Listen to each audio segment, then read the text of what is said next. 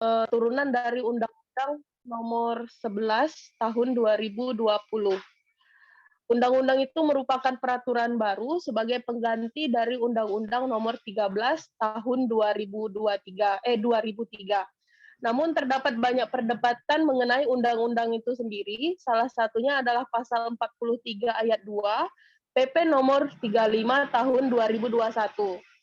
Di situ tertulis PHK dapat dilakukan dengan alasan efisiensi untuk mencegah terjadinya kerugian. Nah, di sini kalimatnya jelas sangat ambigu, karena kerugiannya ini kerugian yang mana satu yang dimaksud kita nggak tahu. Bisa jadi ada oknum manajemen yang menyatakan kamu dipulangkan karena kita lagi rugi gitu. Sementara nominal kerugian itu sendiri kita tidak tahu. Sebab kerugian itu sendiri kita juga tidak tahu. Nah, malam ini akan dikupas tuntas oleh Pak Didi dan Pak Arbaa ya. Untuk Pak Didi bisa kita mulai ya, Pak Didi? Ya, lanjut ya, moderator. Oke. Untuk Pak Didi, saya persilakan untuk nanti dilanjut lagi oleh Pak Arbaa untuk studi kasus lebih lanjut. Oke, terima kasih ya Mbak Mazumi ya. Mungkin langsung aja kita Pak Nel ya. Nah, bisa dibantu Pak Nel untuk tampilan slide-nya Pak Nel.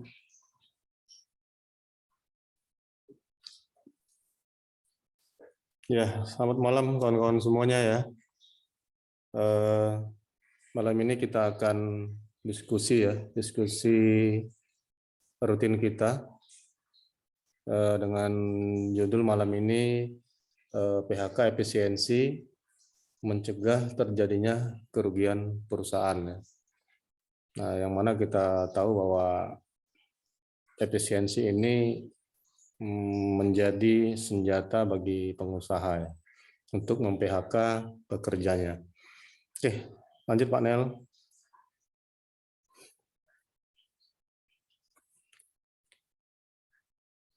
Ya, kita pahamin dulu ya, kembali ke awal bahwa apa itu pengertian PHK ya. PHK itu adalah pengakhiran hubungan kerja karena hal tertentu yang mengakibatkan berakhirnya hak dan kewajiban antara pekerja dan pengusaha. Pekerja tidak berkewajiban lagi untuk melakukan aktivitasnya ya, sedangkan pengusaha juga tidak berkewajiban lagi untuk membayarkan upah. Itu salah satu inti dari apa itu pengertian PHK. Terus pengertian efisiensi itu sendiri apa sih? Efisiensi itu adalah kalau kita ambil dari KBBI itu adalah ketepatan cara ya dalam menjalankan sesuatu dengan tidak membuang waktu, tenaga, dan biaya. Mungkin lanjut lagi Pak Nel.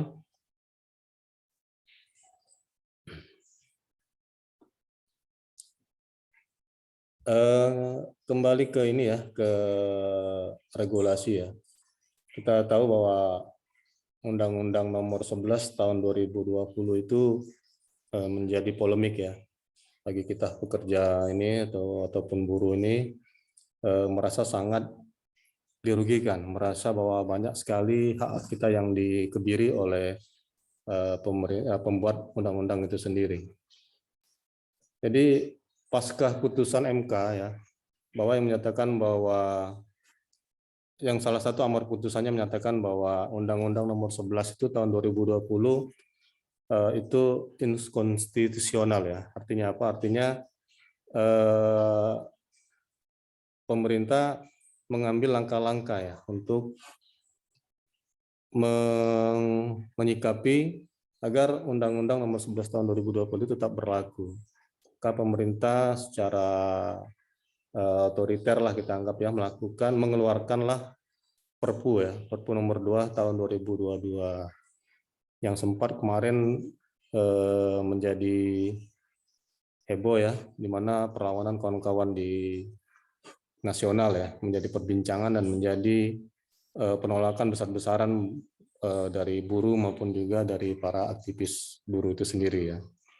Dan akhirnya tidak lama setelah itu dikeluarkanlah Undang-Undang Nomor 6 Tahun 2023 yang intinya sama ya, sama dengan Undang-Undang Nomor 11 2020. Intinya berganti judul aja lah, judul undang-undang tersebut. Nah, dengan terbitnya undang-undang tersebut, peraturan pelaksana Undang-Undang Cipta Kerja itu sendiri yang selama ini yang ada 4 itu tetap berlaku.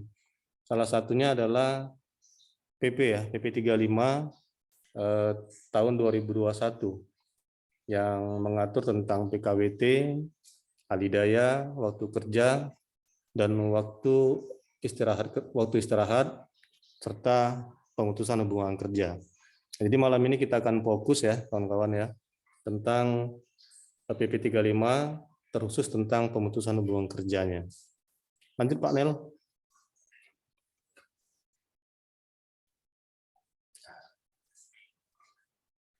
Nah, jadi di dalam PP tersebut terkhusus di pasal 43 ya. Ada 2 macam PHK efisiensi ya. Ada ayat 1 ya yang menyatakan bahwa pengusaha dapat melakukan PHK terhadap pekerja buruh karena alasan perusahaan melakukan efisiensi ya yang disebabkan perusahaan mengalami kerugian ya. Di ayat 2 itu ada pengusaha dapat melakukan PHK terhadap pekerja buruh karena perusahaan melakukan efisiensi untuk mencegah terjadinya kerugian. Jadi ada dua ayat yang mempunyai 2 arti dan mempunyai 2 makna yang berbeda nantinya. Dan ini merupakan nanti semacam pasal yang akhirnya menjadi pasal karet lah kita anggap karena bisa diartikan dan bisa dikonotasikan oleh para pengusaha untuk melakukan tindakan-tindakan PHK nantinya. Oke, lanjut lagi Pak Nel.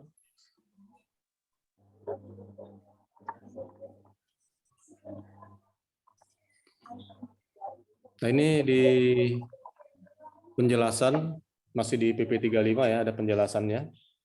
Di pasal 43 itu ayat 1 tadi, bahwa perusahaan mengalami kerugian itu dapat dibuktikan antara lain berdasarkan hasil audit internal atau audit eksternal. Jadi kalau kita bicara audit internal, ya ini kita akan ragu juga ya, karena audit internalnya artinya internal perusahaan itu sendiri ya. Itu bisa diartikan semacam bagian keuangan lah ya. Di penjelasan PP 35 di ayat 2 di pasal 43 ayat 2 efisiensi untuk mencegah terjadinya kerugian itu hanya ditandai dengan adanya potensi penurunan produktivitas perusahaan atau penurunan laba yang berdampak pada operasional perusahaan. Ini di penjelasan dari PP 35 tahun 2021. Oke Pak Nel, lanjut lagi Pak Nel.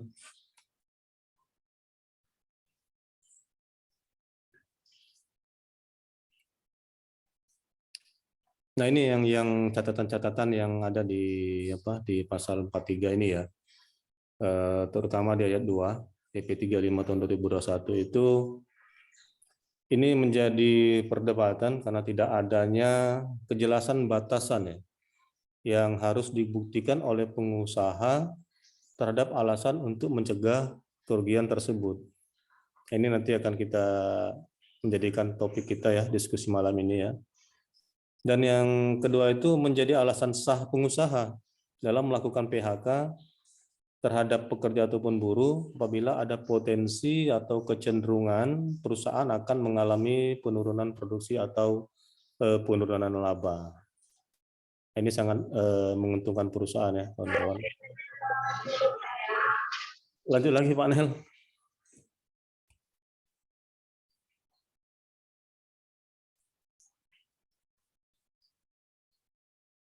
Nah, ini juga sambungan dari catatannya bahwa sebenarnya Undang-Undang Cipta Kerja dan peraturan pelaksana ini memperburuk situasi hubungan kerja karena lebih tidak berpihak kepada para pekerja dan mempermudah PHK itu sendiri. Dan juga ditambah ada catatan dari YLBHI ya Mungkin sekarang udah lebih ya, bahwa 17.000 lebih pekerja telah di PHK sejak Undang-Undang Cipta Kerja itu disahkan.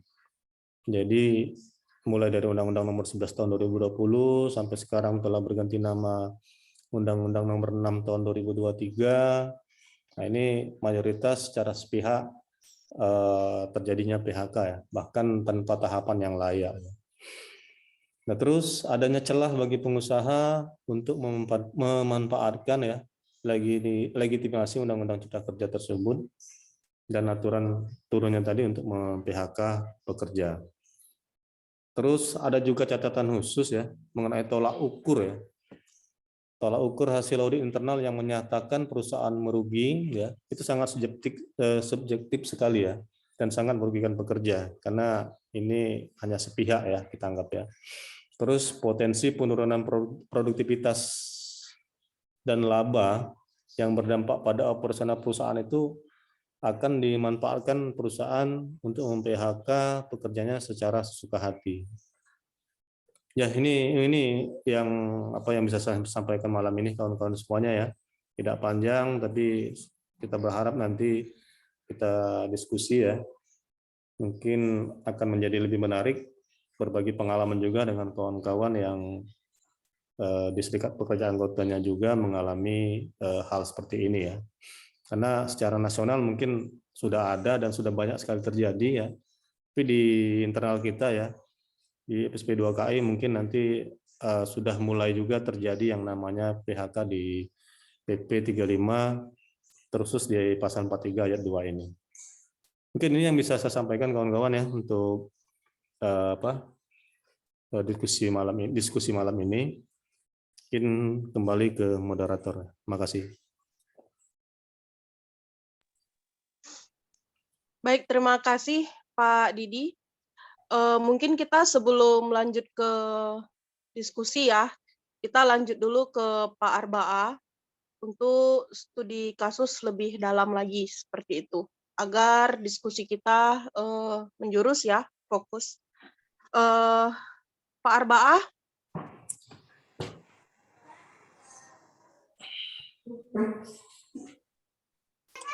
Oke. Ya, Pak, silakan Pak.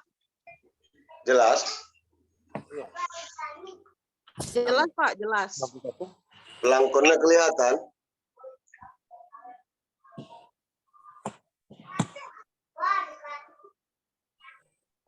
Oke ya. Assalamualaikum warahmatullahi wabarakatuh. Waalaikumsalam. Salam sejahtera bagi kita semua.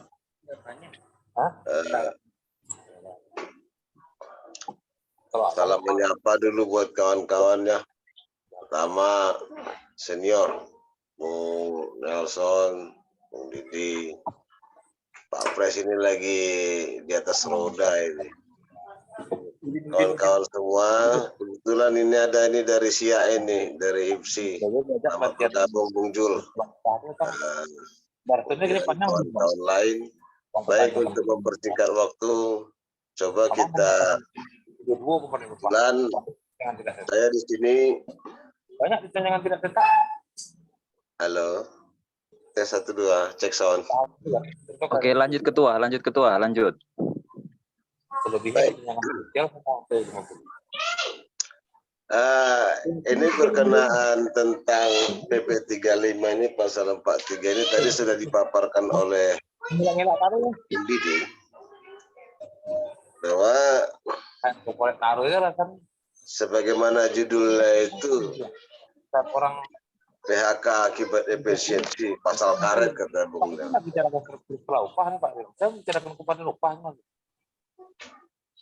Cek sound. Pasal itu yang saya tanyakan, kenapa orang 80-20 kalau memang setiap bulan memang nggak ada yang kurang diterima, tapi kalau punya pembuktian nanti ini Bisa dibantu.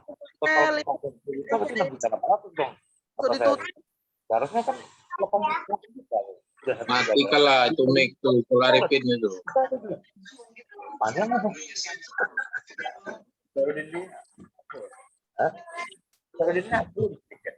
Perang nggak pernah. Mohon maaf, untuk rekan-rekan sekalian yang lagi berbicara selain Pak Arbaa, mohon di-mute-kan mic-nya. Di-off-kan mic-nya. Diskusikan pelan. Perawak tuh, perawak. Berani. Tergantung Zaan lah. Tergantung Zaan lah.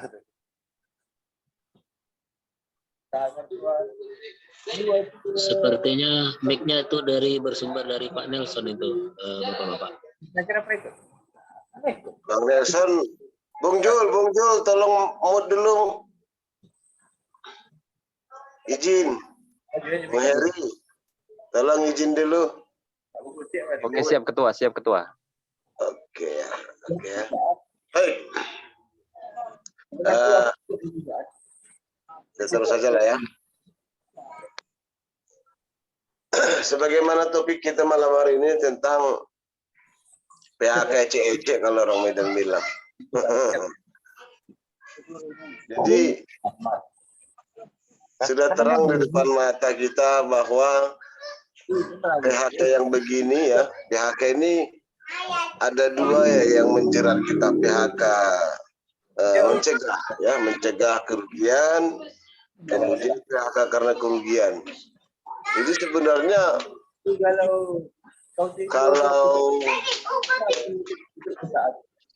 kalau tadi sudah diperjelaskan oleh Bung Didi, maka saya tinggal teknisnya sajalah. Teknis menghadapi atau mencegah bagaimana supaya PHK yang model model Belanda Timur ini bisa kita hadapi ya, dan kita antisipasi begitu. Masalah adin itu kita tuh. Serikat solid hadir tapi tidak boleh berbicara. Awal mulai rapat. Tolong kawan-kawan yang lain yang menyimak mic-nya dimatikan dulu ya. Tolong ya mic-nya dimatikan dulu supaya suaranya tidak bercampur-campur. Kawan-kawan ya. Kalau ada yang punya nomor teleponnya, telepon aja. Tapi solid menjalankan kita Punya nomor teleponnya itu, Bang Jul. Bung Jul, tolong mic-nya dimatikan dulu, Bung Jul.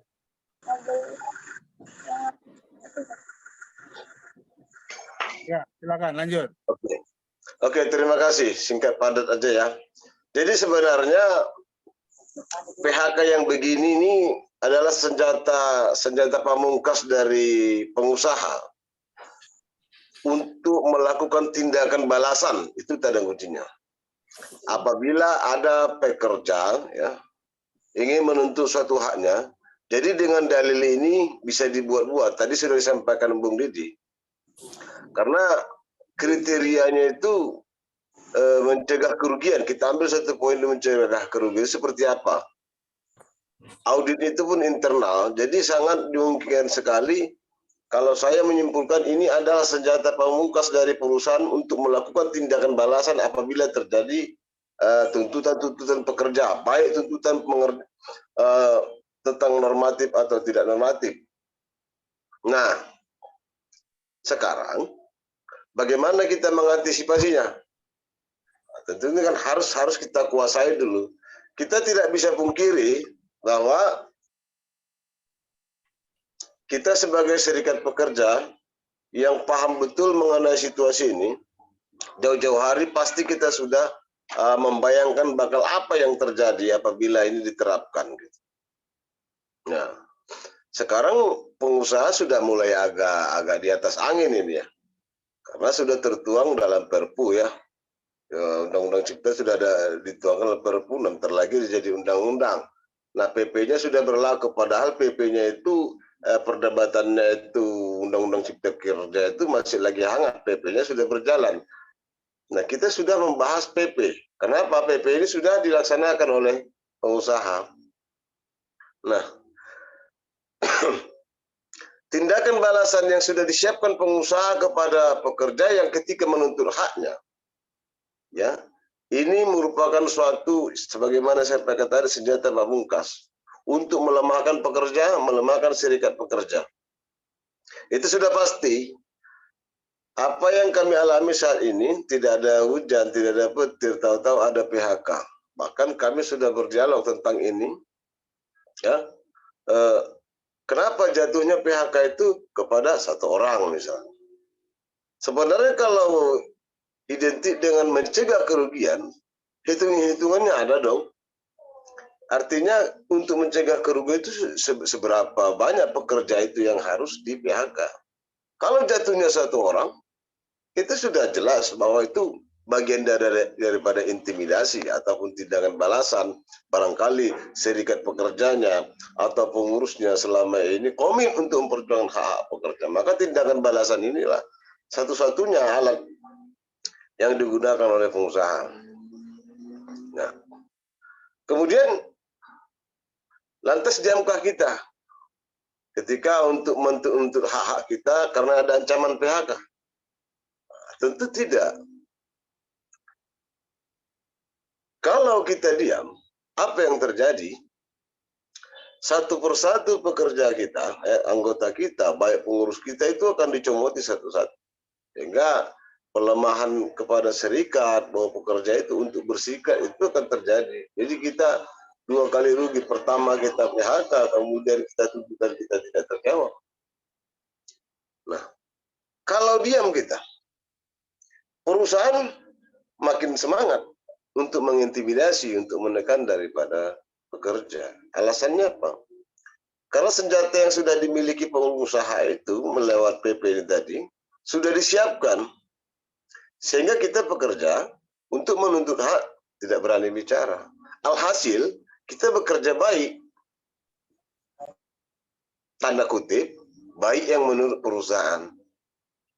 Kita manut apa saja yang perintah perusahaan, walaupun hak kita ada pelanggaran, kita diam. Karena kita, dalam bayangan kita adalah PHK. Jadi, kalau pendapat kami tentang ini, tidak bisa diam. Karena PHK itu sudah barang mati, sudah menjadi yang harus kita hadapi. Kalau selama ini kita berpikir, kalau bekerja sekian tahun, dengan umur sekian, kita akan berharap ada pensiun. Kalau sekarang kita jangan cerita pensiun lagi. Kita cerita bagaimana menghadapi PHK. PHK itu sudah pasti di depan mata. Siapa saja pun bisa dicomoti satu-satu dengan dalil itu. Maka tidak ada pilihan lain. Karena sudah kadung ya, karena sudah kadung ancaman dan PHK, pilihannya itu aja, melawan. Saya yakin kawan-kawan dengan bahasa memprovokasi ke anggotanya dengan ancaman PHK, sebetulnya pasti bangkit semangat. Kalau kemarin kita bisa berpikir lah itu nanti sekian lama kerja kita pensiun, dapat uang pensiun sekian. Nah, kemudian tentu kan dalam menyampaikan aspirasi ataupun tuntutan kita, bagaimana cara penyampaian tuntutan itu agar tidak terjadi PHK? Nah, ini kan problem. Kalau tadi dalam benak kita, ketika menuntut kita hak kita akan ancaman PHK. Sekarang bagaimana strategi, ya, mengantisipasi agar dalam menyampaikan tuntutan kita tidak terjadi PHK? Nah, tentu ini tidak lain tidak bukan bargaining posisi daripada pengurus maupun serikat pekerja itu sendiri. Nah, saya ngambil contoh pengalaman yang terjadi pada kami sekarang ini. Ya, anggota kita ada di PHK dengan dalil yang ini. Maka tidak ada pilihan lain, ya.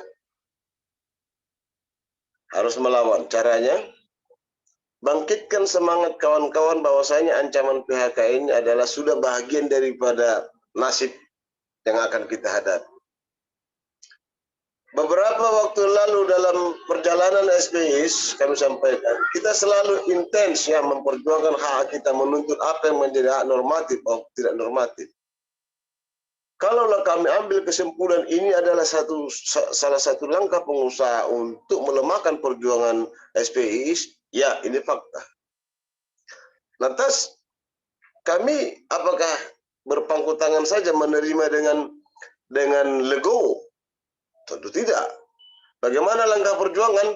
Karena ini sudah jatuhnya PHK. Ini kembalikan kepada pekerja sendiri. Terima atau tidak? Saya tidak terima ketua. Langkah kita apa? Perjuangkan sampai habis. Pikirkan matang-matang. kita melangkah, mau kembali bekerja, atau ingin menerima lebih daripada ketentuan nilai yang ditetapkan oleh perusahaan atau ditetapkan oleh PP itu sendiri. Maka langkah kami adalah menjelaskan sebaik-baik mungkin kepada pekerja. Dan alhamdulillah, anggota kita yang di PHK itu nilainya bukan nilai sebagaimana diterapkan dalam pasal 43 itu. Kami minta si pekerja itu agar dibayar sesuai dengan masa pensiun. Maka meskipun beliau masih berumur 45 tahun, ya, masa kerja 18 tahun, ya nilai yang diterima nilai pensiun. Nah, artinya kenapa ada pilihan ini? Karena memang yang bersangkutan mau. Kalau pekerja itu sendiri bertahan, ya bertahan, saya tetap mau kerja, maka perjuangannya lebih maksimal kita usah upayakan. Salah satu caranya, salah satunya adalah perkuat lapisan. Ya, sebenarnya kalau kita cekoki anggota kita ini, bahwasanya ini jelek loh PP ini, maka nggak ada pilihan, pasti mereka mau semangatnya untuk menghadapi ini. Karena tidak ada lagi yang bisa kita harapkan untuk tabungan kita ketika masuk usia pensiun. Maka sekarang kita harus punya konsep kepada kawan-kawan, jelaskan PHK itu sudah di depan mata. Walaupun itu jangka setahun 2 tahun, maka PHK itu adalah tabungan kita ketika kita masuk dalam masa kerja 2 tahun di PHK, maka PHK itu, nilai PHK itu, itulah tabungan kita. Nah, saya berulang kali saya sampaikan kepada kita semua, ya. Nah, sebenarnya ini resiko perjuangan sebenarnya. Kalau manut saja kita ke pengusaha, jangan bersuara lantang, jangan menuntut hak, maka PP ini tidak akan dilaksanakan, tidak akan diterapkan oleh pengusaha. Tapi apa yang terjadi? Bagaimana rekan-rekan kita, anggota kita di bawah? Nah, sosialisasi tentang PP 35 ini buat para pekerja bukanlah hal yang menghantui bagi kawan-kawan kita di lapangan. Saya rasa tidak. Kenapa? Kalau kita merasa dihantui, apa yang terjadi? Kita akan ya makin down. Justru ini sebagai alat pemicu bahwasanya kita itu boleh buruh, tapi bukan bermental budak. Ini maksud saya. Boleh dong nasib kita sebagai buruh, tapi bukan jadi budak kita. Kita harus diam, ditekan dari atas, disikut dari samping, kita diam. Termasuk dengan PP ini. Ini kan bagian dari skenario pemerintah, ya, untuk melemahkan pekerja atau buruh. Nah, kita sebagai pengurus serikat pekerja atau serikat buruh ataupun anggota mengambil momen ini untuk meletakkan diri kita bahwa kita nggak mau diintervensi oleh pemerintah maupun pengusaha meskipun undang-undang ada. Jadi membakar semangat kawan-kawan ini sebenarnya momen yang pas. Dan ini alhamdulillah ya sudah saya sedang saya jalani. Ya kawan-kawan cukup antusias menghadapi ini. Ini sebenarnya nggak boleh dipelihara. Kemudian mengantisipasi jangan terjadi PHK. Ancaman pengusaha itu jelas karena untuk mencegah kerugian. Untuk membuktikan kerugian perusahaan seperti apa sih? Atau untuk membuktikan supaya mencegah terjadi kerugian seperti apa sih? Kita sebagai pekerja, ya, tidak punya kuasa untuk mengejar itu. Kalaupun dapat, kita paling ditutup-tutupi bahwa perusahaan itu akan merugi. Sederhana saja konsepnya. Kami sudah saya sampaikan kepada kawan-kawan. Apabila ya ini diterapkan PHK, ya, ke satu orang dengan alasan mencegah kerugian, kita sampaikan kepada kawan-kawan mana kawan-kawan yang berminat di PHK dengan perhitungan sedemikian. Ya, saya sampaikan ke kawan-kawan, ternyata banyak yang mau. Kita sampaikan kepada pengusaha, bukan seperti itu maksudnya ketua. Nah, kalau pihak pengusaha untuk mem-PHK satu orang, kita tawarkan 50 orang. Kira-kira apa jawaban pengusaha? itu kan kalau perusahaan menolak berarti terbantahkan yang namanya untuk mencegah kerugian. Karena kalau PHK-nya itu hanya satu orang, katakanlah sekarang ini imbang ya antara pemasuk biaya dengan pemasukan. Berarti kalau di PHK satu orang itu dengan tujuan apa? Supaya untungnya nilainya 3.300.000 lah katakanlah upah 1 bulan bekerja. Kalau dipekerjakan ruginya 3.300.000. Logikakah kalau pengusaha itu mem-PHK satu orang untuk menghindari kerugian? Nah, itu hanya bagian daripada intimidasi. Nah, perjuangan kita, kalaupun harus di PHK, bagaimana memperjuangkan itu nilainya itu, pesangonnya itu bisa di atas ketentuan.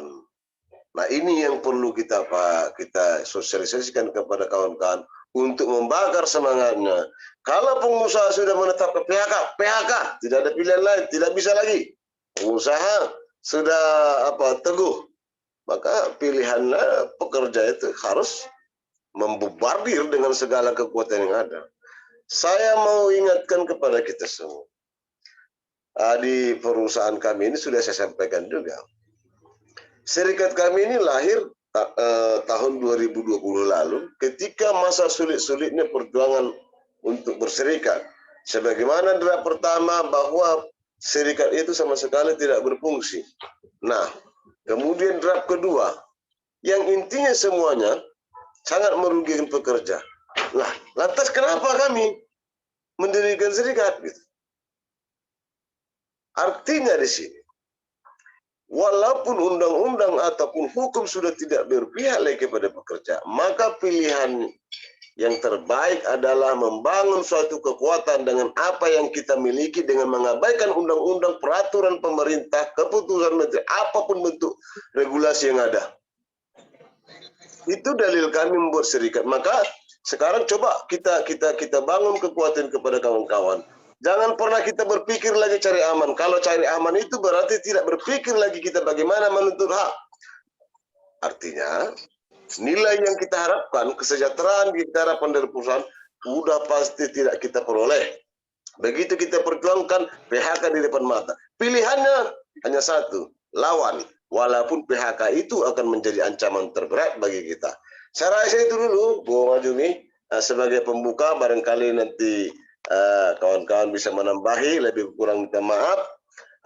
Intinya saya menekankan kepada kita semua, PHK ini sudah menjadi ketentuan, maka harus kita lawan, karena dengan senjata ini yang bisa kita perjuangkan kawan-kawan kita. Terima kasih.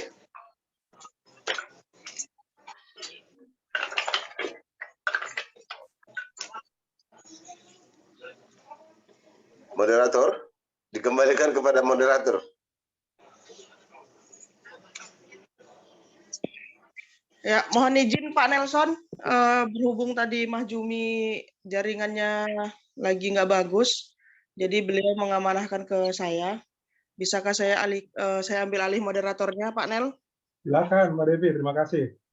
Ya, terima kasih Pak Arbaa atas kasusnya dan kasus yang lagi berjalan di tempat Pak Arbaa bekerja. Yang kita tahu sama-sama kita satu perusahaan yang saat ini serikat yang kita bilang kita miliki lah, itu kan lagi gencar-gencarnya kita lagi menuntut hak normatif, yang mana saat ini kita juga lagi sedang sering berunding dengan perusahaan. Jadi saya juga bisa berbicara tentang yang dilakukan perusahaan itu, saya bisa sepakat untuk mengobok-obok untuk melemahkan serikat itu sendiri. Ya, saya bisa sepakat tentang itu, karena jujur sebelum kasus di serikat Bapak, kasus yang sama juga terjadi di serikat kami, cuman bedanya dengan isu dari PHK itu sendiri. Yang kita tahu memang PP 35 ini ada mungkin yang bisa kita bilang untuk pekerja seperti PKWT mereka mendapatkan kompensasi. Akan tetapi banyak dari isi PP 35 itu sendiri yang sangat merugikan pekerja, salah satunya dengan gampangnya perusahaan untuk mem-PHK pekerja. Karena itu banyak jenis PHK yang dikeluarkan oleh PP 35 itu, ada beberapa item itu. Jadi benar juga, di depan kita itu adalah kalau kita berjuang menuntut hak, ancamannya ya PHK. Kalau kita mau terbebas dari PHK, ya manut-manut aja, gengge aja. Apapun yang disuruh perusahaan yang dia aja. Ya, tapi kita tidak akan berkembang dengan itu. Itu. Saya boleh menyapa dulu kawan-kawan, kayaknya banyak ini yang lagi hadir hari ini. Kawan-kawan dari SPIS juga banyak malam ini. Ada dari Oki juga. Tadi saya lihat tadi Pak siapa? Dari Oki, terus ada Pak Zul dari Perawang. Kita diskusi aja ya Pak ya. Dan bagaimana juga menanggapi kasus yang lagi berjalan di serikatnya Pak Arbaah. Oke, saya ke Bung Yodi dulu yang dari SPM Oki. Boleh memperkenalkan diri sekaligus ngasih masukan atau pendapat tentang kasus yang lagi dihadapi oleh rekan-rekan serikat Pak Arbaah. Silakan Bung Yodi.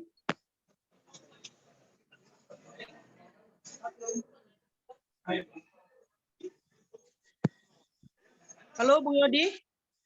Ya, selamat malam. Ya, silakan Bung. Ada masalah juga jaring ini.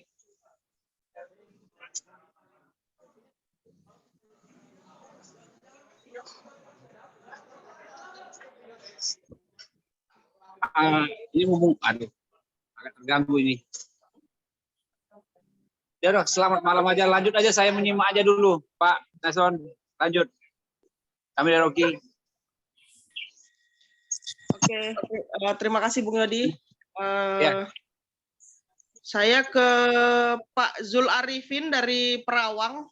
Selamat malam Pak Zul, boleh memperkenalkan diri sekaligus kita berdiskusi juga di sini.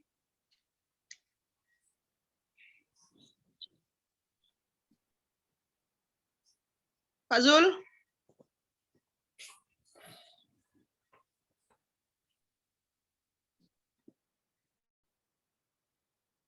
Kayaknya lagi nggak ini ya.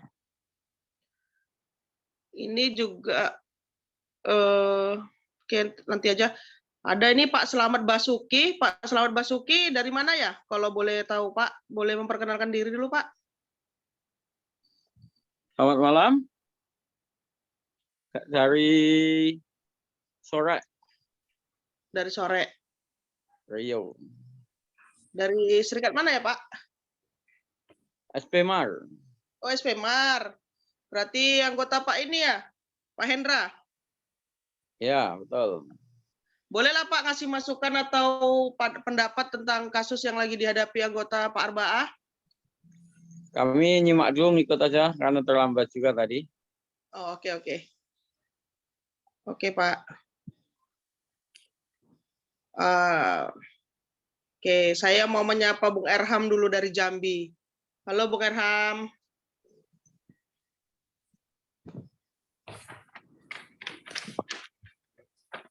Bung Erham bisa open mic, Bung Erham.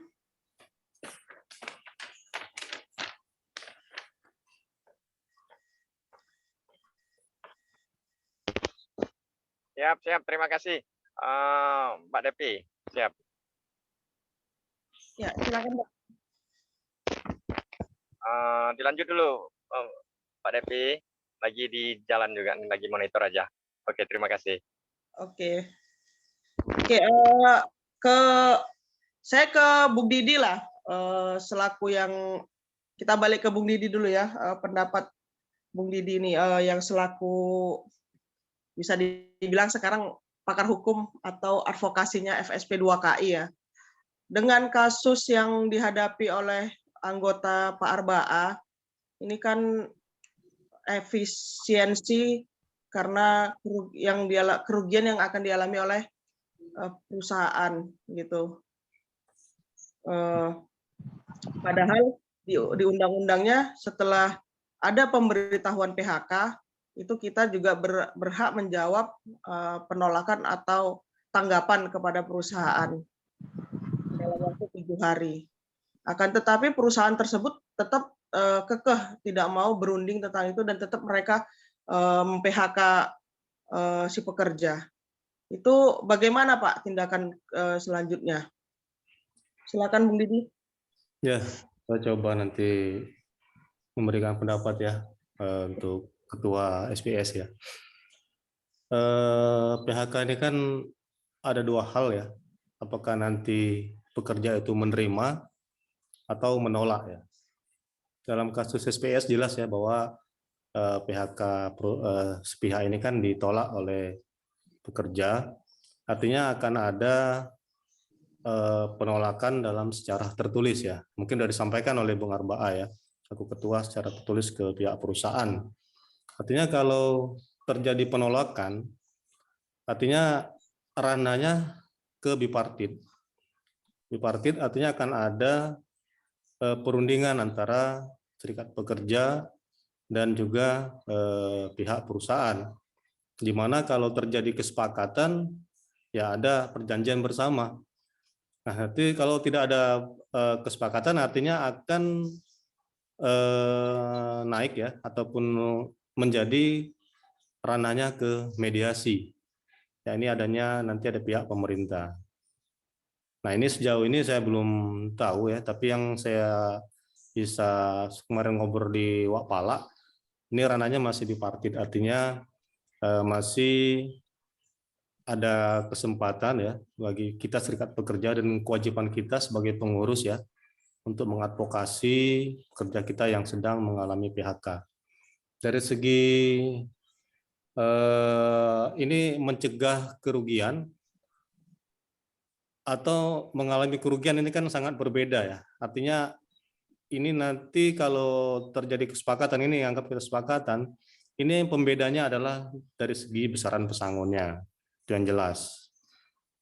Bahwa tadi disampaikan Bung Arbaa bahwa akan adanya semacam apa ya, deal-dealan lah ya, di mana pihak serikat pekerja menawarkan kalau memang perusahaan mau bayar ya bayar sampai pensiun, kayak gitu ya Bung Arbaa ya. Artinya kan ini masih ranahnya bipartit. Artinya di bipartit ini akan ada nanti yang saya sampaikan tadi, apakah nanti akan ada kesepakatan bersama atau nanti tidak terjadi kesepakatan. Mungkin itu dulu Bu Depi ya. Mungkin kalau ada yang tanggapan lain silakan. Saya tambah sedikit dulu. Ya, silakan Pak. Tadi menjawab Bung Didi. Jadi kemarin kita sudah melakukan penolakan ya. Kemudian kita sudah bipartit. Nah, dengan dalil kita tidak menerima PHK itu dengan alasan apapun, karena sepengetahuan kami perusahaan sedang baik-baik saja. Maka kami koordinasi dengan pekerja atas situasi ini. Setelah hasil bipartit itu langkah kita apa? Jadi si pekerja coba menawarkan, kalau perhitungan seperti itu saya tidak mau ketua. Tapi kalau saya perhitungan dengan nilai pensiun, saya terima. Maka itu kami majukan. Kami majukan ke pengusaha. Ya perusahaan ya kaget juga gitu kan. Oh tidak bisa, karena memang kita harus bayar sesuai dengan ketentuan. Ya bahasa saya sederhana. Bayar dengan nilai di atas ketentuan. Itu harga mati dari kami.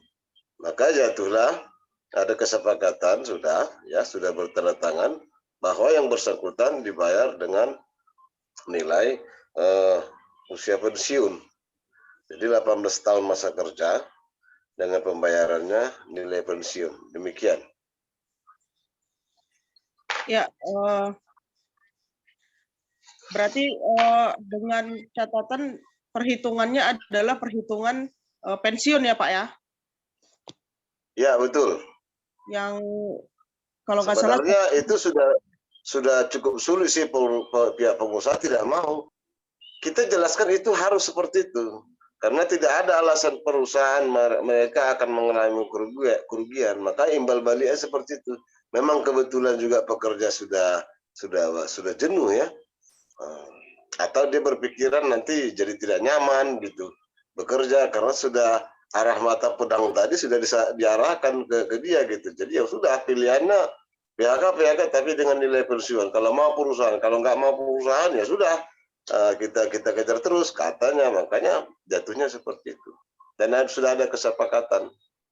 Nah sekarang bagaimana dengan pekerja-pekerja kita yang lain ya, ketika ada kasus-kasus seperti ini, apakah bisa kita hadapi ya, paling tidak nilai itu seperti nilai pensiun gitu. Jangan diobo-obo aja dengan nilai kali 1 ya, atau dinilai kali 0,5 apabila perusahaan rugi. Nah ini pun perlu strategi. Sebenarnya kami mengamini permintaan daripada pengusaha itu tidak lain tidak bukan karena satu, perhitungannya bisa dengan nilai pensiun, kemudian pekerja itu memang sudah jenuh. Itu alasannya maka terjadi kesepakatan. Demikian moderator. ya, karena yang kita tahu dengan kata-kata PHK itu, pesangon yang diterima itu 0,5 atau 1, itu bukan dari masa kerja, akan tetapi ada maksimal masa kerja di situ kan Pak. Jadi itu yang kita. Ya betul, berdasarkan masa kerja. Nah kalau dia dengan perhitungan pensiun, dia akan menghitung masa kerja yang ada kan, yang dialaminya kan. Betul. Nah, oke ya. Sebenarnya kalau kita bicara tentang di PHK efisiensi karena perusahaan mengalami kerugian, tapi yang di PHK cuma 1 orang, logikanya kan gitu kan? Ya. Kalau efisiensi karena pekerja akan mengakibatkan kerugian. Nah, pekerjaan apakah atau kesalahan apa yang dilakukan dia? Itu kan juga dia tidak pernah melakukan kesalahan tentang itu kan? Kalau kita itu kan yang berbicara tentang perbedaan yang perusahaan mengalami kerugian dan mengakibatkan akan perusahaan mengalami kerugian. Itu kan memang beda di situ kata-katanya. Cuman yang aku tahu si pekerja ini kan tidak melakukan kesalahan apapun kan Pak?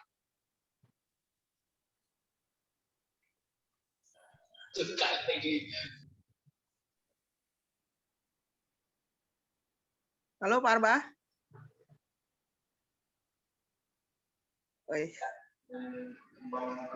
Hilang. Oke, aku minta pendapat dari kawan-kawan. Kita diskusi untuk menanggapi kasus yang dialami anggota Pak Arbaa. Kalau boleh angkat tangan kalau buat kawan-kawan yang mau open mic atau langsung open mic saja. Oke, selamat Izin malam. Bu Moderator. Ya, silakan Pak Bandaro. Selamat malam semuanya, selamat bergabung bagi kawan-kawan di luar FFC 2KI. Tidak banyak Bu, izin menanggapi sedikit aja kasus yang dihadapi oleh anggotanya Wapala. Ya. Syukur perjanjian sudah terlaksana, ya. Memang sangat riskan di PP 35 itu PHK, ada banyak cara perusahaan bisa mem-PHK karyawan saat ini. Salah satunya yaitu adalah efisiensi, ada lagi PHK karena perusahaan hampir rugi, segala macam. Tapi kan itu harus dibuktikan dengan audit perusahaan. Sekarang kalau dulu kan perusahaan rugi atau pilot itu ditentukan oleh pengadilan. Tapi di PP 35 itu perusahaan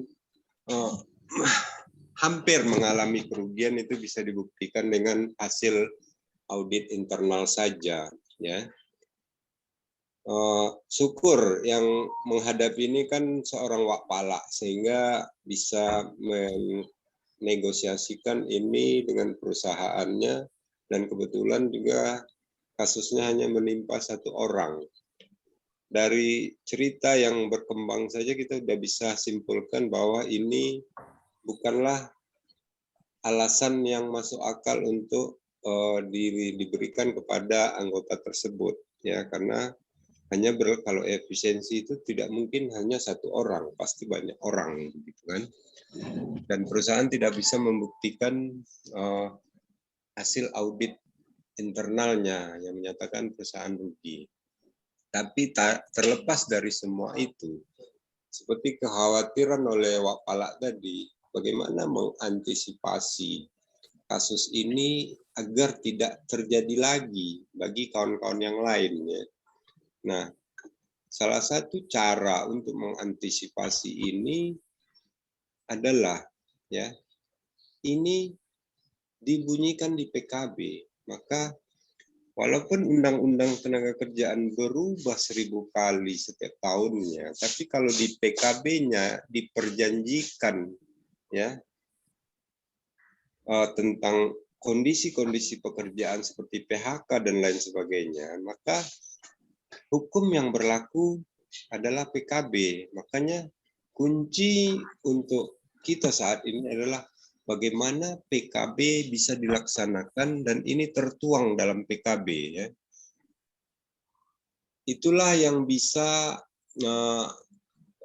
salah satu jurus yang bisa kita andalkan saat ini. Jadi semua Undang-Undang 35 itu harus kita antisipasi dengan PKB, ya.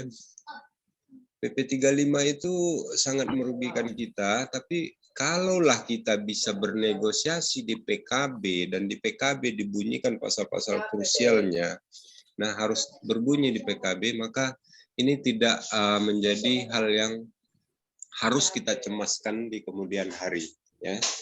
Jadi dari saya kuncinya harus kawan-kawan harus segera bagaimana PKB kawan-kawan harus bisa terlaksana dengan cepat. Mungkin itu dari saya, Bu Devi. Terima kasih. Assalamualaikum warahmatullahi wabarakatuh. Terima kasih Pak atas sarannya, yaitu untuk PHK sepihak selanjutnya itu harus segera dituangkan di PKB dan segera dibuat PKB-nya, gitu ya Pak, ya. Untuk kawan yang lain, apakah ada yang bisa memberikan pendapat? Oke, selamat malam, Bu. Ya, malam, Pak. Selamat malam, Bu Devi. Selamat malam, Pak. Ya, saya dari Yudi dan saya mau ini sedikit menengok dari kasus Pak ini. Dari kawan kita yang kena efisiensi katanya, saya rasa bisa ditelusuri betul ini masalahnya, apa permasalahannya. Efisiensi itu belum tentu terjadi efisiensi, ada kemungkinan yang tercantum di PKB itu sendiri. Contohnya, salah satunya apabila terjadi performance yang rendah, apa akan terjadi efisiensi. Seperti juga ke sana, kalau Pak Palak. Jadi salah saya sih alternatif yang diambil Pak Palak sangat tepat, yaitu minta buka supaya perusahaan bisa membuka bagi karyawan yang dianggap di kategori efisiensi, gitu. Nah, saya kira itu aja saya beri pendapat. Terima kasih, Bu Devi. Ya, terima kasih Bu Gyodi. Efisiensi itu bisa karena apa tadi, kualitas pekerja yang menurun atau apa ya? Kalau saya kurang jelas dengarnya tadi, Pak. Performance karyawan terendah. Ada kan, ada biasanya ada yang tercantum, cek dulu isi PKB. Betul kan kata Pak Fajar itu yang isi PKB-nya, apakah adakah performance terendah, maka terjadinya efisiensi. Efisiensi belum tentu terjadi karena diakibatkan oleh perusahaan pilot ataupun bangkrut ataupun ceritanya, tapi ada salah satu PKB yang contoh kami di sini ada namanya performance yang terendah. Jadi dikatakan untuk efisiensi pekerjaan jangan terjadi kesalahan-kesalahan selanjutnya, maka dianggap low performance itu dari karyawan itu, maka terjadi efisiensi. Nah, dijelaskan lagi, apakah ada isi di PKB tentang itu? Itu Bu Devi, terima kasih. Ya, terima kasih Pak. izin menanggapi Bu Dep. Ya, silakan Pak Pala. Terima kasih Pak Pala. Oke, terima kasih Bung Yodi. Jadi begini Bung Yodi ya. Tadi kita sampaikan di muka bahwa efisiensi yang dimaksudkan perusahaan ini tidak ada mendung, tidak ada petir, hujan gitu ya. Satu. Yang kedua, arah yang mau dimaksudkan tujuan Tidak berlandasan. Tanpa dasar. Jadi perusahaan ini memang melihat untuk melemahkan ya. Untuk melemahkan. Jadi tidak melihat daripada pekerja, karena pekerja itu masih potensi ya, karena masa kerja masih 18 tahun, umur masih 45. Nah, jadi alasan pengusaha ini tidak bukan pertama upaya pelemahan serikat satu. Kedua untuk menguji PP itu sendiri, bagaimana respon daripada pekerja ketika itu diterapkan gitu. Nah, kemudian kalau di PKB kita sama sekali sekarang ini dalam PKB aul-aul ya, aul-aul. Nggak jelas sekarang PKB, sementara kita sedang berjuang buat PKB, tetapi ketentuan perundang-undangan kita belum terpenuhi. Nah, maka kami semangat terus untuk bergerilya mengajak kawan-kawan bergabung sehingga terpenuhi 50% plus 1. Itu Bu Yodi. Jadi ya, artinya itu intinya pengusaha ingin menerapkan menguji PP 35 itu sebenarnya respon daripada pekerja itu seperti apa. Kedua memang menguji serikat ini sendiri bagaimana. Nah, tapi ya alhamdulillah ada kesepakatan nilainya jauh daripada yang tertuang dalam pasal 43 ayat 2 itu. Terima kasih. Terima kasih Pak Pala atas informasinya, mungkin agak clear ya dari permasalahan itu. Hanya ingin mencoba-coba.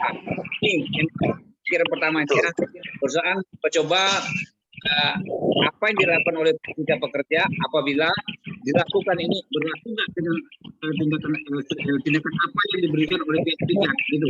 Jadi Pak Pala ya. Iya. Oke Pak. Oke lanjut Bu Devi. Saya nyimak lagi. Ya, terima kasih Pak Yogi atas masukan dan pandangannya atas kasus anggota Pak Arba'ah. Ya, untuk kawan-kawan yang lain, apakah ada? Silakan. Bu Devi, izin berbicara Bu Devi. Ya, silakan Pak. Bu Devi, izin berbicara. Ya, silakan Pak Hari. Oke, assalamualaikum warahmatullahi wabarakatuh. Waalaikumsalam. Selamat malam Bapak-bapak dan Ibu-ibu.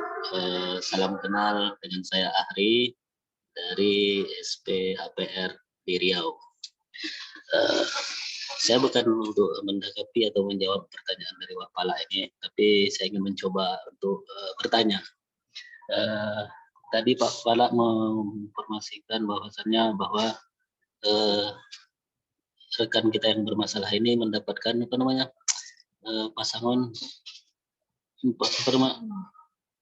dihitung pensiun ini seperti apa maksudnya Pak Pala? Apakah umur 45 ini dihitung sampai ke umur dia pensiun 55 atau seperti apa? Terus selanjutnya yang saya tanyakan lagi, bisa mendapatkan lebih dari perhitungan PP 35 ini. Maksudnya ini berapa bisa diperjuangkan? Karena kemarin kami di APR punya kasus seperti ini juga.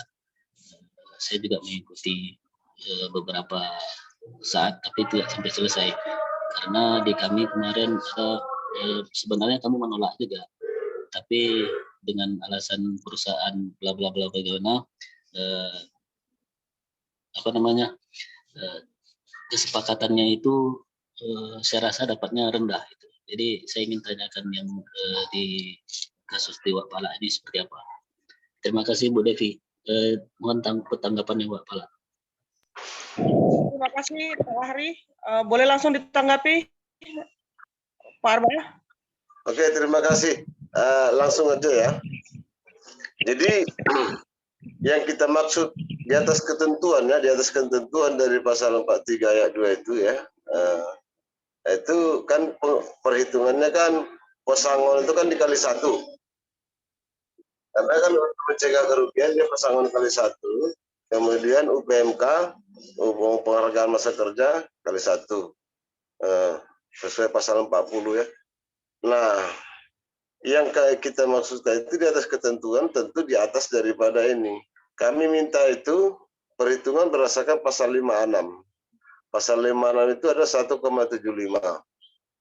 Nah, terus masa pensiun itu dihitung sesuai apa?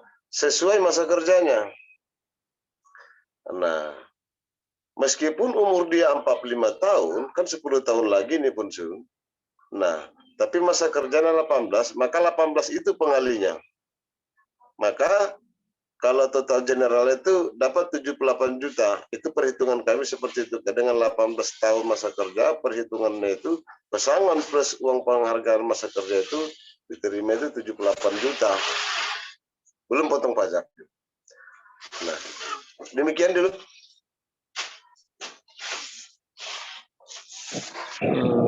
Baik. Pak Arba'ah, berarti mengacu kepada pasal yang berapa tadi, pasal 75 ya, tidak mengikuti pasal 35. Ya, pasal 65, pasal 56. Kita ambil pasal 56 karena memasuki usia pensiun.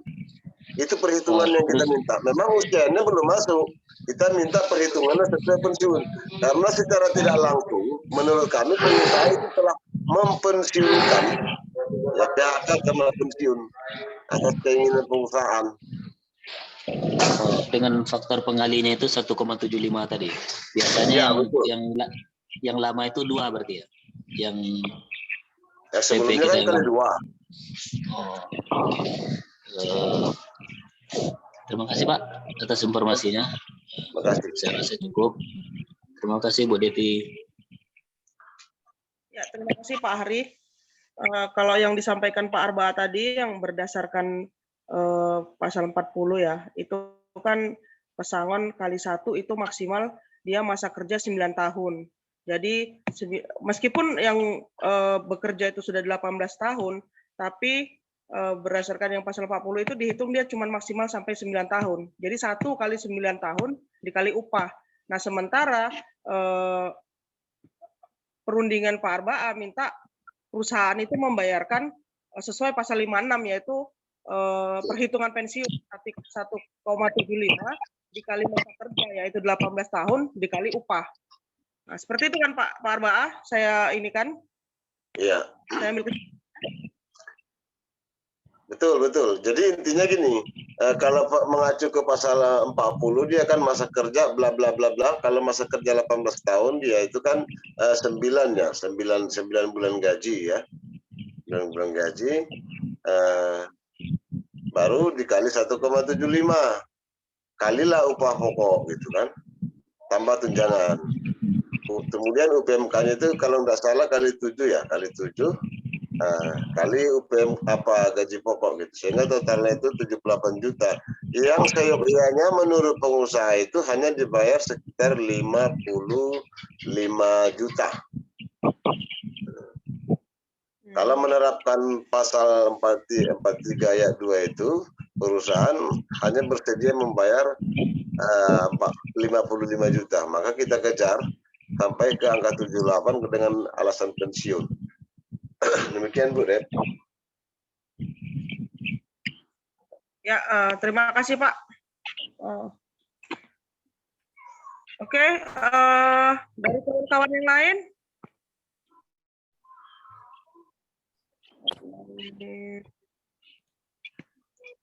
Artinya gini Bu Devi, artinya kan belum ada perjanjian bersama ya, artinya perundingan bipartit akan terus berlangsung ya.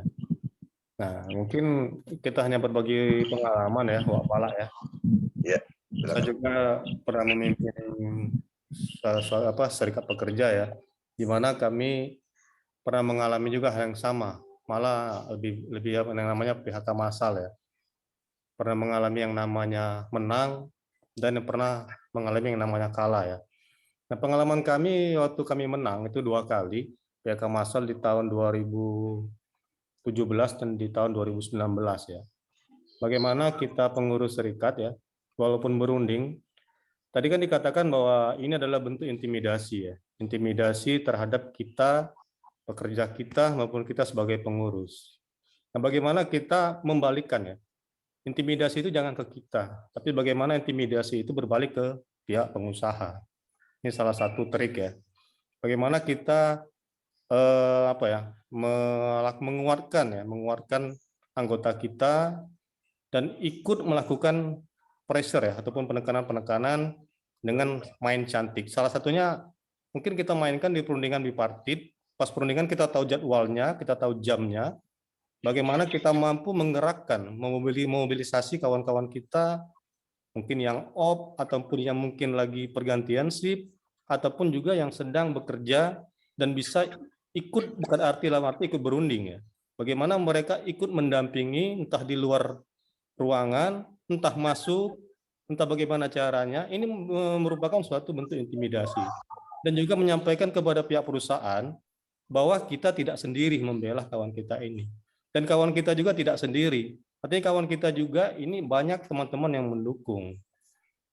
Karena kami berunding PHK massal ini di tahun 2019, bagaimana trik saya mengajak teman-teman, enggak seluruhnya sih, ya minimal 10, 20 memasuki ruang perundingan dengan cara saya sendiri. Bagaimana salah satu pengurus saya suruh buka pintu, suruh ke WC lah, akhirnya masuk semua 1-2 anggota yang mengalami PHK tersebut. Ini kalau trik PHK massal ya. Akhirnya penuh ruangan itu. Dan bagaimana, bayangkan bagaimana pihak perusahaan ya berunding dalam tekanan. Artinya mereka itu sudah tidak tenang lagi. Nah, ini salah satu trik. Juga saya pernah mengadvokasi kawan-kawan serikat pekerja MBS ya, anggota kita yang baru ya, yang sempat di PHK kemarin ya. Ada 27 orang atau 17 orang, saya lupa, 17 orang ya. Bagaimana setelah bipartit ketiga bahkan sudah mediasi, pihak perusahaan tetap ngotot, mereka tetap mau PHK. Akhirnya dengan trik bersama koordinator wilayah ya, kami mengajak untuk perundingan ulang ya. Akhirnya setelah berunding, bagaimana kami mengajak kawan-kawan yang di PHK itu bisa ikut masuk dalam perundingan tersebut. Dan akhirnya terjadilah yang namanya pressure ataupun intimidasi ke mereka. Dan PHK dibatalkan dan mereka bekerja kembali. Ini berbagi pengalaman aja Bu Wak Pala ya. Wak Pala lebih paham bagaimana situasi dan kondisi situasi di serikat pekerjanya sendiri. Mungkin di situ bisa dimainkan bagaimana trik-trik yang baik yang tidak melanggar aturan. Terima kasih Wak Pala, lanjut. Oke. Ya, itu salah satu strategi perundingan juga ya Pak Didi ya. Karena perusahaan bisa menekan kita juga bisa menekan mereka sebenarnya, kan begitu ya. Nah, saya rasa juga Pak Wapala ini punya strategi tersendiri untuk mengatasi ini. Mungkin izin Bu. Jadi langsung saya tanggapi, barangkali jawaban saya ini bisa membantu kawan-kawan juga ya, karena pertanyaan Bung Didi tadi itu akan saya tanggapi, mudah-mudahan membias ke kawan-kawan barangkali menemukan kasus seperti ini. Untuk di perusahaan kami sendiri, kalau partit itu menurut kami itu bukan sesuatu yang harus namanya, belum. Jadi seperti sampaikan Bung Didi tadi, kita bawa anggota itu betul, itu bagian pressure. Tapi kalau di perusahaan kami anggap kalau di partit itu hanya sebatas menjelaskan saja. Sudah kita sampaikan, mereka masih menampung, akan kami sampaikan, akan kami tampung pendapatnya, nanti akan kami sampaikan pimpinan. Baru sebatas itu. Maka strategi yang Bung Didi tadi sampaikan itu agak berbeda dengan situasi di sini. Tapi sudah tentu kami persiapkan langkah-langkah selanjutnya. Karena dalam hal ini, kami ada dalam bunyi di partai kami itu ada 7 poin. Yang krusial itu ada 5. Maka senjata kami akan kami mainkan lagi nanti untuk di bipartit kedua atau tripartit. Ini risalah bipartit, Bu Depi, ya saya sampaikan juga. Kami membuat pendapat di risalah itu tidak hari itu, melihat dulu situasi seperti apa. Maka tadi baru kami buat pendapat kami sehingga perusahaan mempersiapkan pendapatnya. Kenapa? Biasa sih kalau di tempat kita ini deal-dealan itu komunikasinya seperti apa. Maka itu nanti setelah tidak ada lagi jalan keluar baru kita buat pendapat yang sebenar-benarnya. Nah, kemudian langkah kita berikutnya adalah ada 2, bipartit kedua atau tripartit. Ini melihat situasi berikutnya nanti. Apa pendapat pihak pengusaha dalam risalah bipartit itu? Begitu dia, Bung Didi. Kalau pendapat perusahaan di risalah bipartit ini yang mau dituangkan itu cocok menurut kita, mungkin stop ya. Tapi kalau tidak, kita lanjutkan bisa bipartit kedua atau tripartit. Nah, kalau di partai kedua mungkin di situ agak-agak berpilah pengusaha, mungkin akan kita upayakan sebagaimana yang dimaksudkan Bung Didi tadi. Demikian juga tripartit.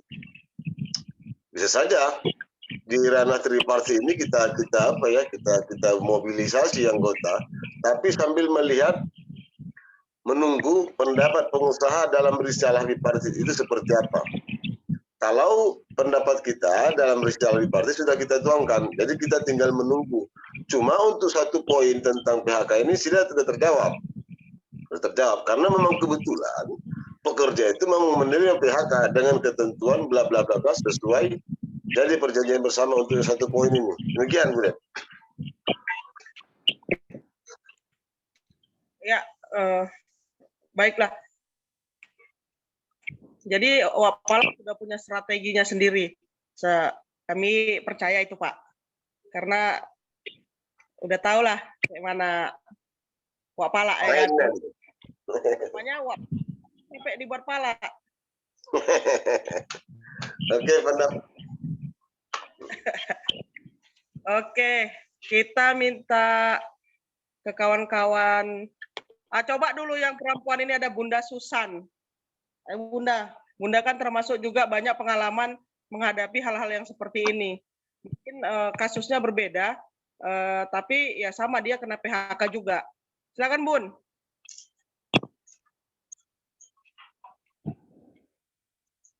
Lagi tari India, Rit. Bunda Susan, tunjukkan pesonamu, Bunda. Ya. Selamat malam semuanya. Malam. Perkenalkan yang belum kenal, saya Sujana Purba dari pimpinan pusat bidang gender. Kalau bicara masalah PHK itu jadi apa ya? Jadi ingat waktu saya di PHK gitu ya.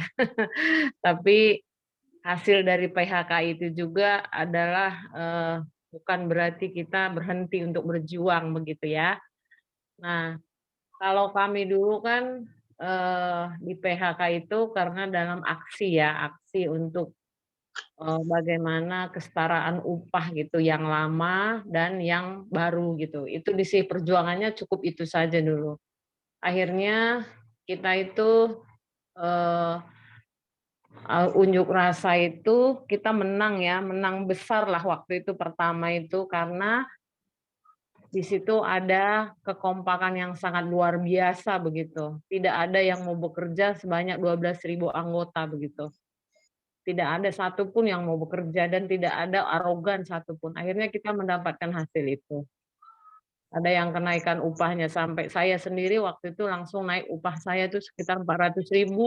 Ada yang 700.000 karena memang betul-betul karena upah itu dibilang rahasia, jadi semua merahasiakan upahnya padahal terburuk gitu upahnya waktu itu. Nah, akhirnya kita aksi kembali karena belum ada kesetaraan upah, masih jauh gitu ya kita. Nah, kalau kita bicara di dalam perjuangan, pasti di dalam perjuangan itu di aksi-aksi di lapangan sendiri kan kita tahu ya bahwa tidak semua mentalnya kuat gitu. Apalagi keuangan kita juga pas-pasan untuk aksi begitu ya. Kalau kita aksi begitu berangkat satu bus, besok bus mini, terus datang lagi pakai motor, ujung-ujungnya langsung habis gitu. Jadi kalau kita aksi lama, kita nggak punya kekuatan, kita nggak bersatu, akhirnya disitulah lemah begitu. Nah, saya sebenarnya sama dengan anggotanya Pak Palak ya. Saya pertama itu dilaporkan, di LP-kan lah waktu itu ya. Dan saya tidak tahu kesalahan saya apa dan dipelajari, ya udah kita ketemu di pengadilan waktu itu. Ini juga sama kulihat di Wakpala begitu. Kalau dibilang merugi berarti harus ada apa kata tadi Bang Bandaro itu harus ada bukti gitu ya bahwa perusahaan itu rugi gitu. Nah, kalau rugi alasannya kenapa cuman satu karyawan yang di PHK begitu. Nah, terus tadi Ibu Devi juga menyatakan bahwa karyawan yang di PHK itu tidak mempunyai kesalahan begitu ya. Nah, tapi yang dilakukan oleh teman-teman SPIs itu sudah berjuang, ini kan belum perjuangan masih berjalan begitu. Nah, kalau perusahaan memang kayak saya dulu ya nggak bisa gitu. Memang awal-awalnya dikasih ada pengendoran akhirnya, tapi karena kita tidak setuju begitu, mereka juga akhirnya memakai pengacara. Kita nggak ada urusan lagi sama perusahaan begitu. Nah, tapi kita juga dapatkan hak-hak kita yang sesuai dengan aturan dan kemauan kita waktu itu. Nah, ini juga kalau memang perusahaan seperti Wapalak tadi ya memang udah nggak dibukakan pintu sama sekali, tidak ada lagi bisa diskusi dan tidak bisa memberikan peluang apa-apa, ya hak kita itu harus kita dapatkan dengan kekuatan serikat tentunya begitu ya, negosiasinya kekompakan dorongan oleh semua anggota begitu. Semoga kita itu menang dalam arti kata walaupun kita ter-PHK tapi kita menang dalam hak-hak kita begitu. Nah, ini juga kan harus diperkuat oleh serikat. Kepada teman-teman saya pengurus serikat begitu khususnya, kalaupun ada kawan-kawan kita disuruh atau PHK begitu, betul-betul harus didampingin sampai selesai begitu. Jangan sampai kawan kita, anggota kita itu merasa tidak terlindungi dan dibiarkan begitu. Jadi dia harus dilindungi, harus dibikin dia bahwa dia itu memang ada yang mendampingi begitu. Terus kalau memang masih bisa dipaksakan untuk dia bekerja dan dia mau bekerja, ya itulah tugas kita, negosiasi kita begitu. Nah, tapi memang kekuatan kita di serikat, semua kekuatannya di serikat, di pengurus serikat. Dan anggotanya mensupport kita dalam perjuangan ini. Aku sih tidak bisa banyak bicara karena saya juga tidak bekerja lagi di perusahaan, tapi menurut aku kekuatan serikat itu penting gitu ya. Terus pengetahuan anggota itu juga harus memang penting banget gitu ya, bahwa dia juga harus belajar terus untuk bagaimana mendapatkan hak-haknya begitu. Nah, di sini juga harus berperan betul Bung Didi sebagai advokasi, ini tidak boleh lepas dari tidak boleh lepas dari tanggung jawab sebagai advokasi. Kita juga sebagai pimpinan pusat harus berkoordinasi terus. Kalau bisa tidak ada PHK untuk anggota kita gitu ya. Pinginnya seperti itu. Nah, untuk teman-teman SPI juga saya lihat koordinasinya di grup sebelah itu kan bagus gitu ya, terus berkoordinasi dengan teman-teman anggotanya khususnya perempuan gitu. Saya ikut di sana, Wakpala itu memberikan saran-saran terhadap anggotanya, masukan kepada anggotanya apa yang dia dapatkan. Jangan sampai ketua itu hanya mengetahui ketua dan sekretaris gitu. Jadi anggotanya tidak tahu apa yang sudah dirundingkan oleh pengurus serikat dengan perusahaan. Jadi tidak ada tekanan. Saya minta tidak ada tekanan dari serikat kepada anggotanya. Ya udahlah, terima aja Bu, kan Ibu juga mau ini. Tidak, aku juga berharap tidak ada tekanan kepada anggotanya bahwa ya udahlah Bu, terima saja kan sudah dapat pesangon. Tidak juga begitu ya.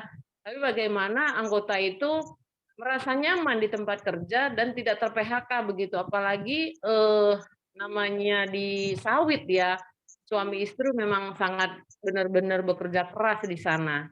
Jadi saya sekali lagi minta kepada pengurus Lidat tidak ada tekanan kepada anggotanya di dalam saat dia ter-PHK. Ada, walaupun ini sebenarnya belum didilkan begitu ya, tapi terus komunikasi dengan anggota yang ter-PHK dan kuatkan juga anggota-anggota kita, karena saya melihat bukan kerugian menurut saya. Kalau saya dulu gini, karena kekuatan serikat saya waktu itu kuat, saya adalah perempuan di lapangan yang langsung di LP-kan begitu.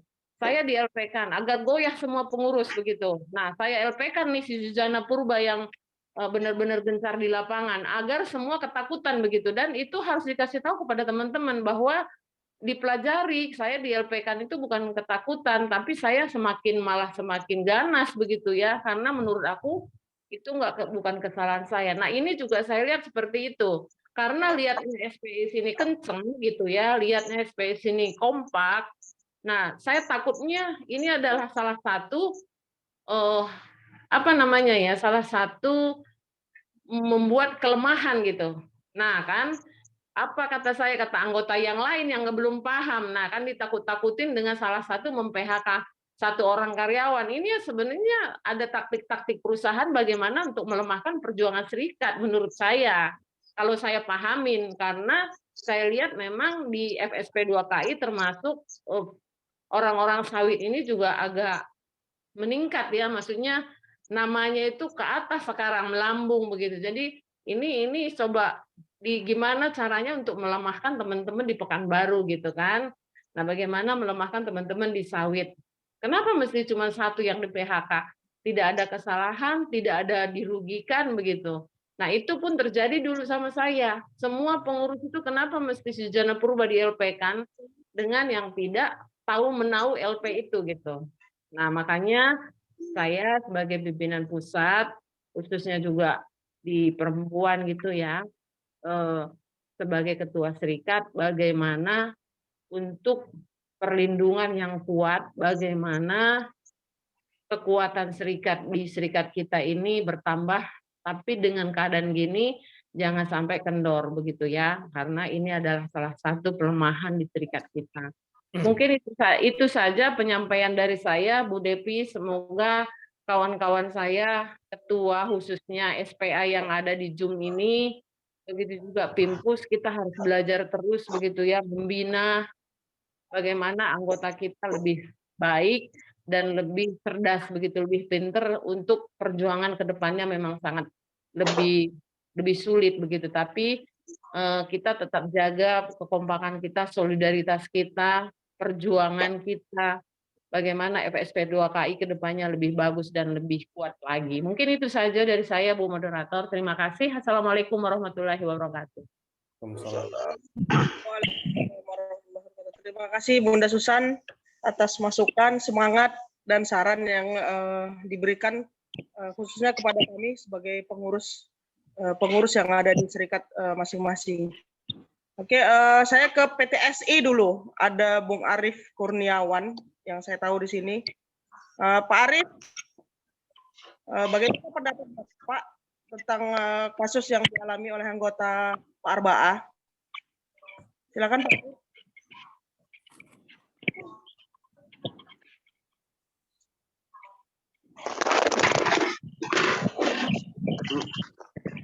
Pak Arief, kemana Pak Arief? Senyum-senyum aja foto Pak Arief ini. Oke, kita beralih ke Bung Roni deh dari SPKPD Karawang untuk menanggapi yang dialami anggota Pak Arbaah. Silakan Bung Roni.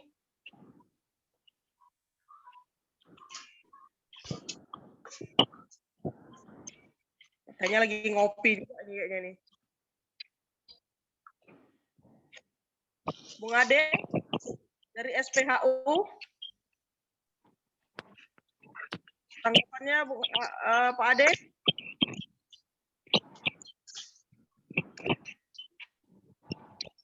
Oke. Tambahan Bu Depi. putih kali ya. Selamat, Pak. Ya, Pak siapa ini? ya. Mungkin ada tambahan Silakan, sedikit. Ah ya, Pak Didi. Ya, tadi kan apa tadi di awalnya sudah saya sampaikan apa itu PHK dan apa itu efisiensi ya. Iya. Kadang kan kita efisiensi itu apa sih sebenarnya? Kenapa sih hubungannya dengan PHK? Itu kan pertanyaannya kan. Dan juga kalau sudah PHK, apakah langkah-langkah perusahaan sudah dilakukan nggak itu kan? Langkah yang untuk mengurangi kerugian tersebut sudah dilakukan atau belum? Ini penting bagi kita sebagai pengurus serikat pekerja ya. Jangan dengan dalih kerugian, dengan dalih mencegah kerugian, jalannya cuma satu yaitu PHK. Artinya kan harus ada upaya-upaya juga dari pihak perusahaan sebenarnya untuk menekan biar tidak rugi, biar mencegah tidak ada kerugian kayak gitu. Artinya jangan hanya mengurangi pekerja ataupun mem-PHK karyawan. Ada langkah-langkah lain ya. Kalau dulu ada sih surat edaran, saya lupa tahun berapa itu ada sebenarnya langkah-langkah perusahaan sebelum melakukan PHK ya. Mungkin dengan mengurangi upah, gaji, manajernya atau yang punya jabatan tinggi lah. Nah, itu salah satu bentuk yang saya sampaikan ya. Mungkin mengurangi jam kerja lembur atau upaya-upaya lain lah ya. Nah, ini kan apakah sudah ditempuh oleh perusahaan atau belum langkah seperti itu? Karena kami juga pernah mengalami seperti itu dulu, menghitung kos ya, bagaimana perusahaan menyatakan kontrak berkurang dan harus mengurangi pekerja. Hanya kita hitung ulang dalam arti bukan hitung secara detail ya, tapi secara kasat mata aja. Bagaimana hal-hal yang tidak produktif itu harus dibuang maksudnya. Misalnya rental mobil lah, terus biaya mes kayak itu kan. Artinya sudah sejauh mana langkah-langkah perusahaan dalam melakukan menekan kerugian-kerugian tersebut. Tadi kan disampaikan Wak Pala, gaji satu orang itu berapa sih kayak itu. Apakah nanti bisa ditutupin? Karena harusnya bisa ditutupin dengan kos yang lain kayak itu. Ini kan menjadi argumen bagi kita nanti dalam perundingan bipartit. Itu aja dulu Bu Depi. Ya, terima kasih Pak. Itu juga salah satu masukan juga ya Pak Pala. Pasti udah termasuk di salah satu strategi Wak Pala juga itu.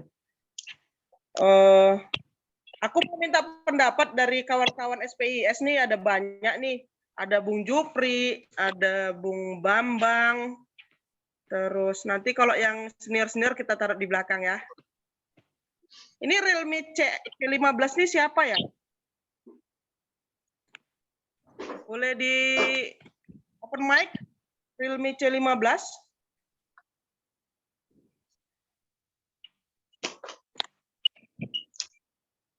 Dia masih malu-malu deh. Oke, ke Pak Bambang. Salam kenal Pak Bambang dari SPIS. Bisa berpendapat dong.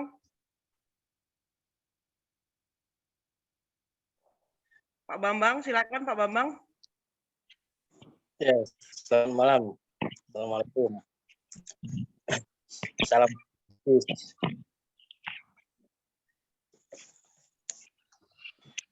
Ya, kalau saya berbicara undang-undang ya nggak paham.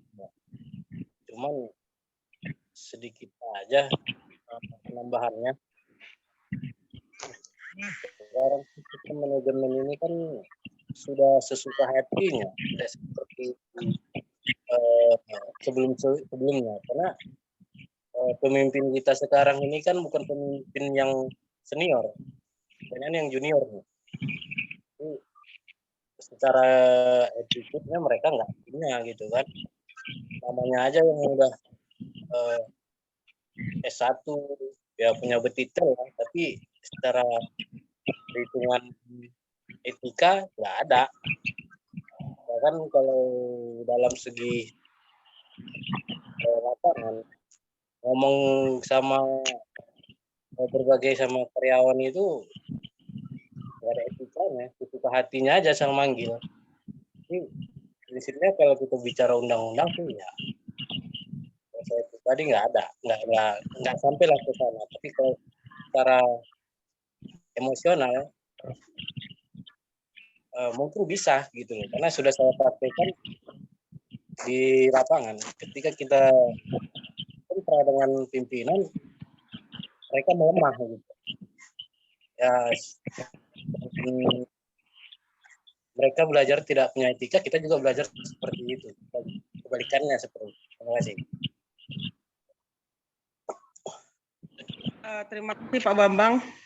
Kalau mereka tidak beretika, kita ajari aja dengan etika kita, Pak. Masih berani nggak gitu? Etika kita buat gitu aja. Sampai namanya etika kita yang keluar nanti mereka bingung gitu kan? Ya, sebagai pakar hukum ya, kita minta pendapat Pak Nel dulu. Sebelum nanti ditutup dengan Pak Hendra, Pak Rahmat nanti di statement closing aja ya Pak, sekalian ngasih masukan dan statement closing ya Pak Rahmat. Saya ke Pak Nel dulu sebagai yang banyak mengerti hukum. Pak Nel. Ya baik. Terima kasih Mbak Devi. Terima kasih kawan-kawan untuk masukan semuanya ya. Nah, topik kita hari ini adalah efisiensi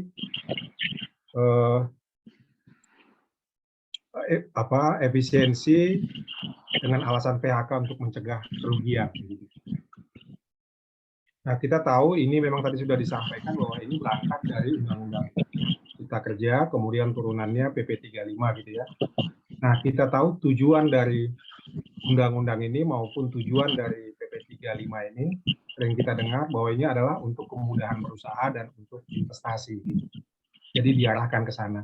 Kemudian dikatakan juga kalau terkait ketenaga kerjaannya adalah untuk mudah merekrut tenaga kerja dan juga untuk mudah memberhentikannya.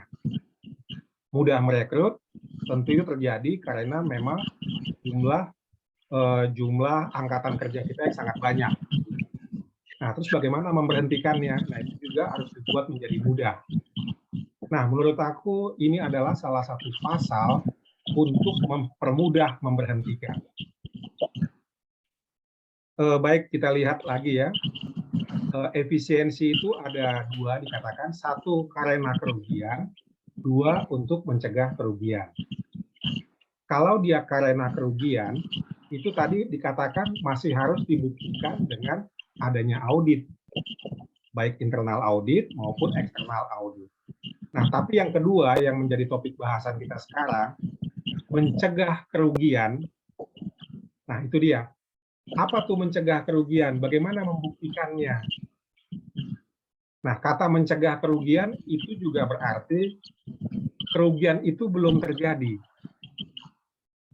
Sehingga dengan demikian tidak perlu dibuktikan dengan laporan keuangan, ya kan? Karena nggak ada kerugiannya. Nah, kemudian kalau kita lihat ke penjelasannya, seperti tadi disampaikan Bung Didi, dikatakan mencegah kerugian itu ditandai dengan antara lain, gitu ya. Kata antara lain itu berarti bisa lebih dari apa yang mau disampaikan ini.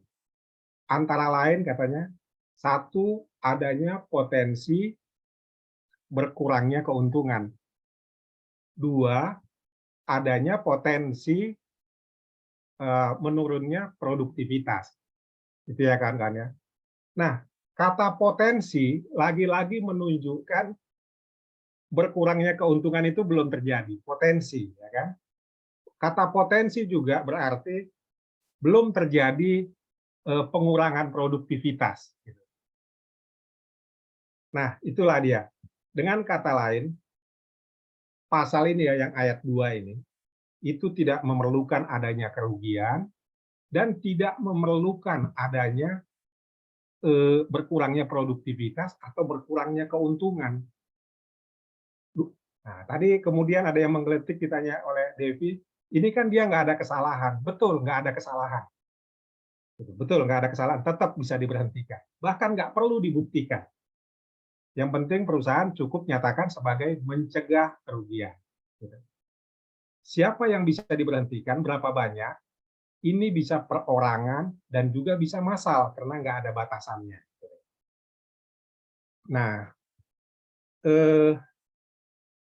satu kasus dan kemudian ini sudah menjadi berkekuatan hukum tetap ya di Jakarta, itu ada perusahaan dengan alasan untuk mencegah kerugian itu memberhentikan sekitar 7 atau 8 orang karyawannya. Ini pengurus serikat yang diberhentikan. Alasan perusahaan adalah untuk mencegah kerugian karena sekarang situasi COVID. Nah, kemudian dari pihak serikat pekerja itu menjawab, enggak, sekalipun COVID, perusahaan tetap berjalan dengan baik, gitu ya. Sekarang diberhentikan, tapi perusahaan tetap merekrut tenaga baru. Ini adalah untuk pemberangusan serikat. Nah, dalam prosesnya, si pengusaha itu tidak membuktikan adanya penurunan produksi, tidak membuktikan adanya penurunan laba, nggak ada. Tidak membuktikan hubungannya dengan COVID. Tapi putusan hakim tetap menyatakan ini sah, PHK tetap ujungnya. Dan itu sudah berkekuatan hukum tetap. Baik, kawan-kawan, ini adalah pasal, terutama pasal 2 tadi ya, yang untuk mencegah kerugian tadi, yang nggak ada batasannya itu, nanti sambil kita pikir-pikir. Kemudian ada juga mahasiswa yang melakukan penelitian ini, juga nggak menemukan batasannya. Itulah.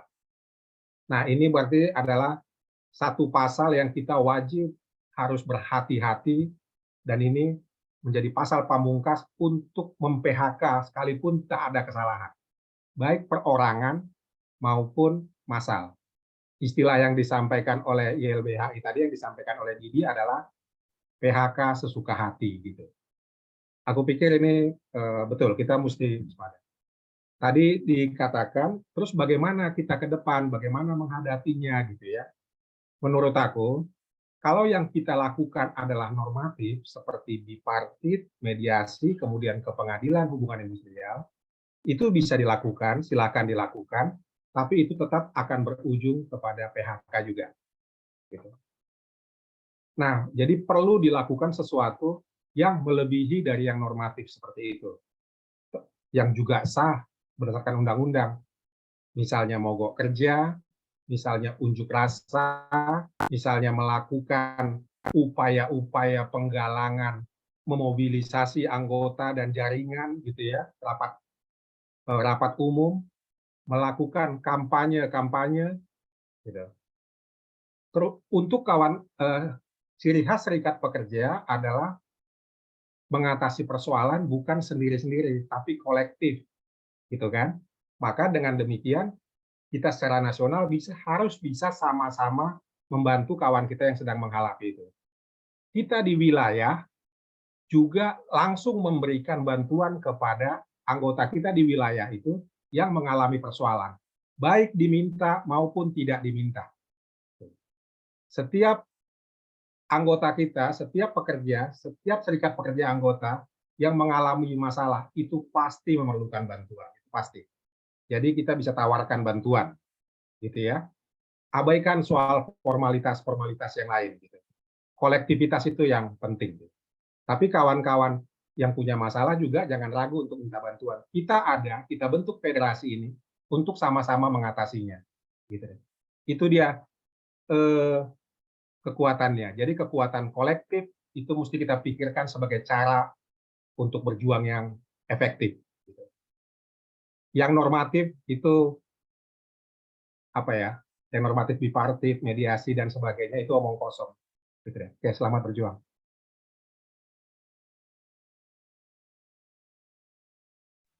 Ya, terima kasih Pak Nel. Undang-undang dibuat untuk menjerat pekerja, bukan untuk melindungi pekerja. Itu kasarnya ya. Oke, waktu juga sudah. Bukan, undang-undang itu dibuat memang untuk kepentingan modal, gitu. Nah, persoalannya kita berada di dalam lingkaran kepentingan itu untuk bekerja, menjalankan mesin-mesin produksi, gitu ya, bagi kepentingan modal. Dan kita harus lakukan itu supaya kita punya nafkah, kan. Nah, karena itu kita mesti punya cara untuk bisa mempengaruhi pemodalnya tadi atau penguasa alat-alat produksi itu, gitu. Mobilisasi jalan keluarnya. Terima kasih Pak Nel atas masukan dan sarannya. Jadi kita juga semakin terbuka untuk mengerti dengan hal-hal undang-undang juga. Makanya sebenarnya pengusaha itu was-was juga, pengurus-pengurus serikat ini semakin pintar, semakin banyak nanti yang dibuat. Jadi itu juga sebagai apa juga sih kalau saya secara tidak langsung kalau berhadapan dengan manajemen kalau berdiskusi. Karena waktu juga sudah hampir jam 10, saya minta ke Pak Rahmat sebagai closing statement ya Pak Rahmat, selaku pimpinan pusat federasi. Silakan Pak Rahmat. Baik, terima kasih Mbak Devi ya.